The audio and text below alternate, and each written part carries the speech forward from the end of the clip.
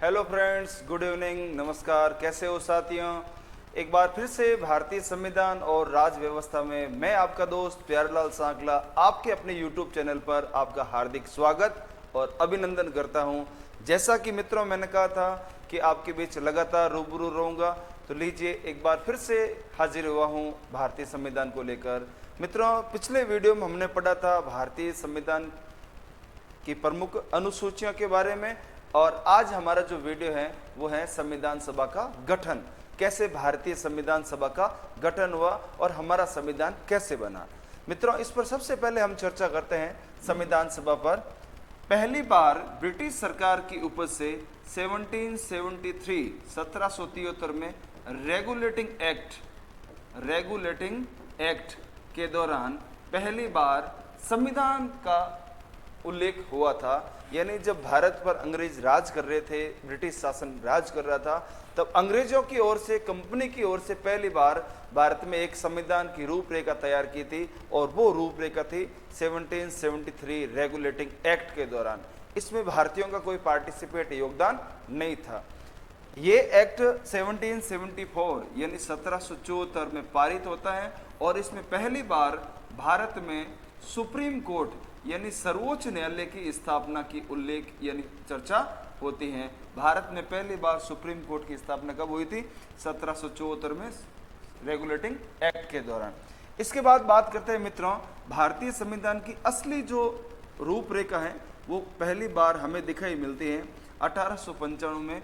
बाल गंगाधर तिलक द्वारा एक स्वराज बिल रखा गया था, और तिलक ने कहा था स्वराज्य मेरा जन्म सिद्ध अधिकार है और मैं इसे लेकर रहूंगा। यानी पहली बार भारत में भारतीयों की ओर से संविधान की बात कही जाती है, वो है 1895 में बाल गंगाधर तिलक, स्वराज विधेयक रखा गया था, और इसमें पहली बार संविधान की बात कही है। इसके बाद बात करते हैं मित्रों 1922 में महात्मा गांधी, परम श्रद्धेय राष्ट्रपिता गांधी जी ने पहली बार बात कही थी कि भारतीयों के लिए एक स्वयं की संविधान सभा होनी चाहिए, जो अंग्रेजों का उपज यानी अंग्रेजों का कोई एहसान नहीं होना चाहिए। भारतीयों के लिए स्वयं की एक संविधान सभा होनी चाहिए। ये बात 1922 में कही जाती है। इसके बाद बात करते हैं 1922 में मोतीलाल नेहरू यानी महात्मा गांधी के बाद मोतीलाल नेहरू, जवाहरलाल नेहरू के पिताश्री ने कांग्रेस के एक अधिवेशन में कहा था भारतीयों के लिए एक स्वयं का संविधान होना चाहिए और एक संविधान सभा होनी चाहिए। इसके बाद बात करते हैं मित्रों, मोटे रूप से प्रथम विश्व युद्ध खत्म हो जाता है, और द्वितीय विश्व युद्ध की जब शुरुआत होती है तो ब्रिटिश सरकार की ओर से एक नारा दिया गया था कि द्वितीय विश्व युद्ध समाप्त होने के बाद जितने भी जो गुलाम राष्ट्र हैं उन सभी राष्ट्रों को स्वतंत्र कर दिया जाएगा। यानी प्रत्येक राष्ट्र को आत्मनिर्णय लेने का अधिकार होगा, और जितने भी जो साम्राज्यवाद के अधीन हैं उन सभी राष्ट्रों को स्वतंत्र कर दिया जाएगा। ये सेकेंड वर्ल्ड वॉर के दो नारे थे। द्वितीय विश्व युद्ध समाप्ति नहीं होती है और यहाँ युद्ध चलता रहता है। तब 1940 में मोहम्मद अली जिन्ना को ये पता लग गया था कि अब भारत ज़्यादा दूर नहीं है और बहुत जल्द है जो आज़ाद होने वाला है। तो 1940 में मोहम्मद अली जिन्ना ने दो राष्ट्र यानी द्विराष्ट्र सिद्धांत की बात कही थी कि दो राष्ट्र होने चाहिए, पहला भारत और दूसरा पाकिस्तान। हालांकि जब जिन्ना ने ये बात कही थी तो महात्मा गांधी ने साफ साफ कह दिया भारत पाकिस्तान का विभाजन मेरी लाश पर होगा, मेरे जीते जी भारत के टुकड़े नहीं होने दूंगा। ये मोहम्मद अली जिन्ना की बात पर महात्मा गांधी ने वापस कमेंट किया था। अब इधर ब्रिटिश सरकार ने 1940 में हमारे लिए एक प्रस्ताव भेजा था। बहुत इंपॉर्टेंट सवाल बनता मित्रों यहाँ पर। उस प्रस्ताव का नाम है अगस्त प्रस्ताव। अगस्त प्रस्ताव में ब्रिटेन के प्रधानमंत्री चर्चिल हुआ करते थे, और चर्चिल ने कहा था यदि भारत के लोग द्वितीय विश्व युद्ध में हमारा सहयोग करें और यदि उस युद्ध में हम जीत जाए तब हम भारत की स्वतंत्रता पर विचार करेंगे, ना कि स्वतंत्रता देंगे, बल्कि इस पर क्या करेंगे? विचार करेंगे। तो अगस्त प्रस्ताव को भारतीयों ने नकार दिया कि हमें ऐसी आज़ादी नहीं चाहिए जो हम युद्ध में सहयोग करेंगे प्रथम विश्व युद्ध की तरह, फिर बाद में आप विचार करेंगे, हमें नहीं चाहिए आज़ादी। उसके बाद ब्रिटिश सरकार ने 1942 में क्रिप्स प्रस्ताव भेजा, क्रिप्स आयोग या क्रिप्स प्रस्ताव। क्रिप्स प्रस्ताव। क्रिप्स प्रस्ताव में भी यही बात दोहराई जाती है चर्चिल की।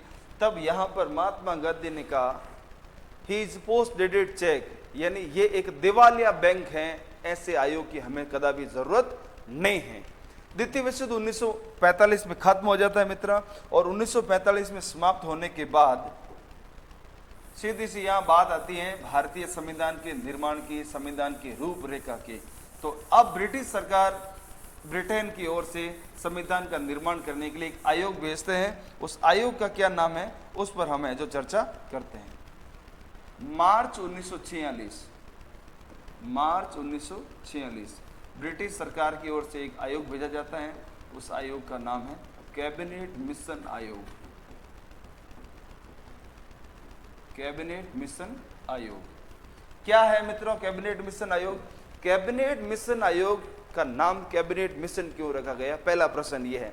कैबिनेट मिशन आयोग जो ब्रिटेन से आया था, और जो 3 व्यक्ति थे इस आयोग में, तीनों तत्कालीन सरकार में कैबिनेट मंत्री थे, इसलिए इस आयोग का नाम क्या रखा? कैबिनेट मिशन आयोग। 3 कौन कौन सदस्य थे? अच्छा प्रश्न बनता है कई बार। Number 1 Pethick Lawrence. नंबर 2 एवी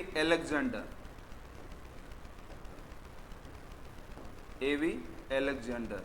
और नंबर 3 स्ट्रेफोर्ड क्रिप्स। ये 3 सदस्य आते हैं मित्रों ब्रिटेन से भारत का संविधान बनाने के लिए। और इस कमेटी का चेयरमैन जो होता है वो होता है पैथिक लॉरेंस, अध्यक्ष होता है इस कमेटी का। अब ये आकर हमारे संविधान की रूपरेखा तैयार करते हैं।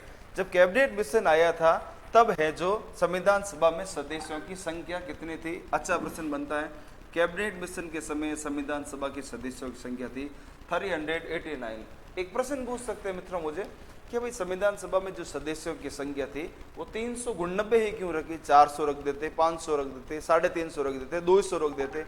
इसका साफ आंसर यह है मित्रों कि कैबिनेट मिशन जब भारत आया था उसमें एक संख्या निर्धारण की गई थी, 10 लाख जनसंख्या पर एक प्रतिनिधि चुना जाएगा। इसके अकॉर्डिंग संविधान सभा के सदस्यों की संख्या थी 399। अब कैबिनेट मिशन आकर अपने संविधान की रूपरेखा तैयार कर रहा है और संविधान निर्माण का पहला काम शुरू करता है। अब संविधान निर्माण में कौन कौन सी बैठकें हुई इस पर हम चर्चा करते हैं। मित्रों संविधान सभा की पहली बैठक होती है 9 दिसंबर 1946 को। वर्तमान संसद जो कक्ष भवन बना हो इसमें प्रथम बैठक होती है। इस बैठक में डॉक्टर सच्चिदानंद सिन्हा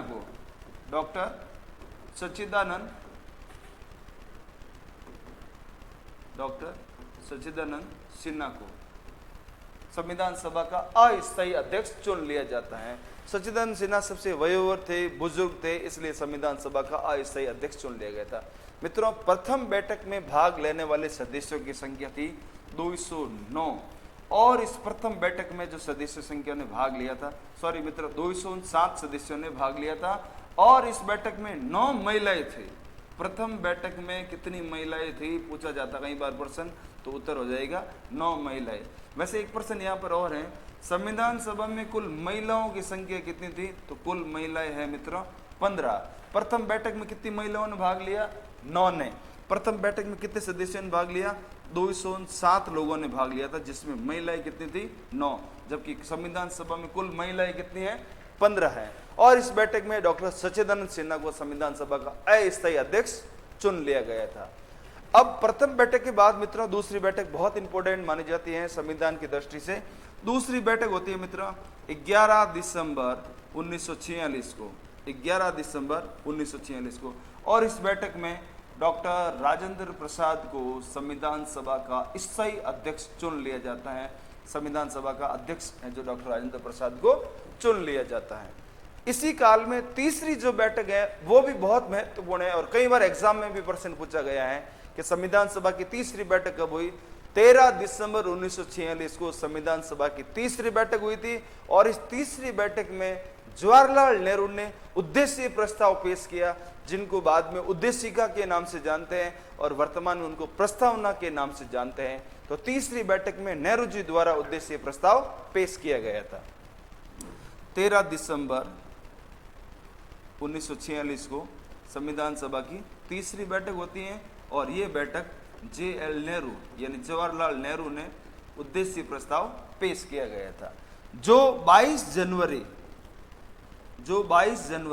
1947 को उद्देश्य प्रस्ताव को संविधान सभा द्वारा पारित किया गया था। इसके बाद बात करते हैं मित्रों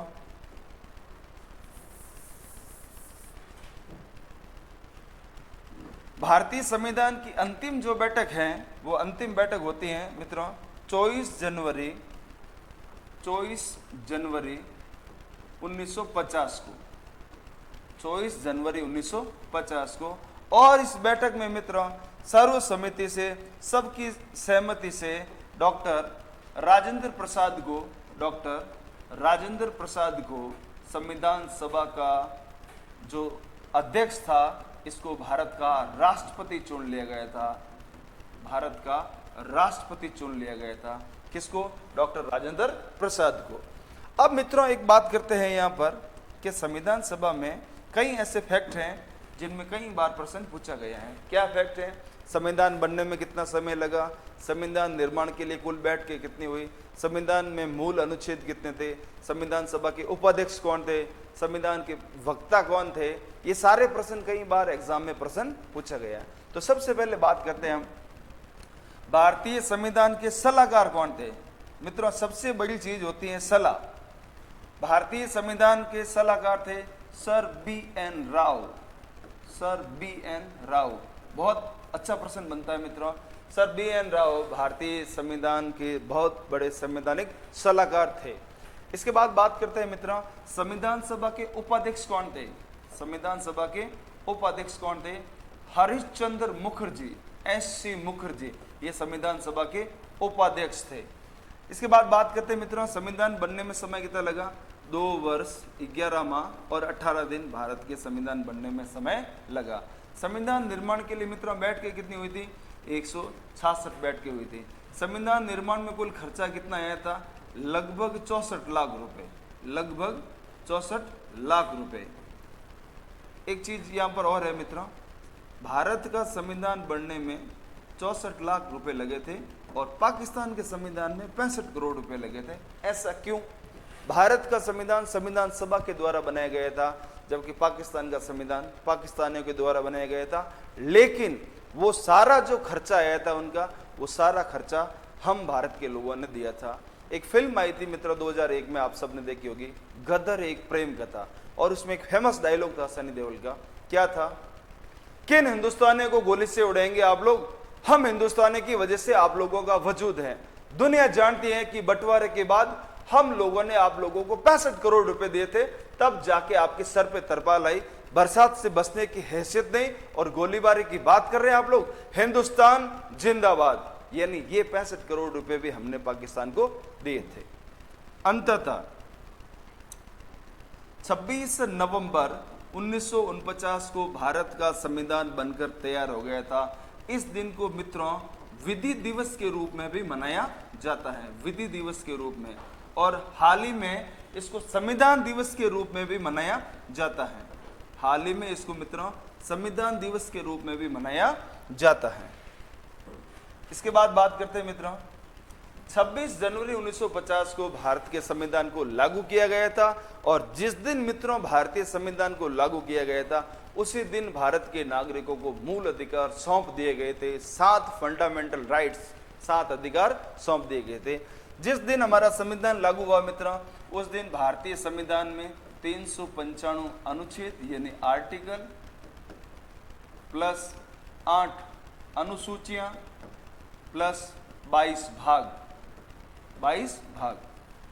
और वर्तमान परिप्रेक्ष्य की दृष्टि से देखा जाए मित्रों तो अनुच्छेद की संख्या आज भी 395 है, भाग आज भी 22 है, लेकिन अनुसूचियां 4 और जोड़ी गई है मित्रों। इसलिए वर्तमान में 12 अनुसूचियां। कितनी अनुसूचियां हैं? 12 अनुसूचियां हैं। हमारा वीडियो कैसा लगा मित्रों, हमें कमेंट बॉक्स में आप अपनी राय जरूर दीजिएगा। आपके सुझाव हमारे बहुत मायने रखेंगे। Thank you so much.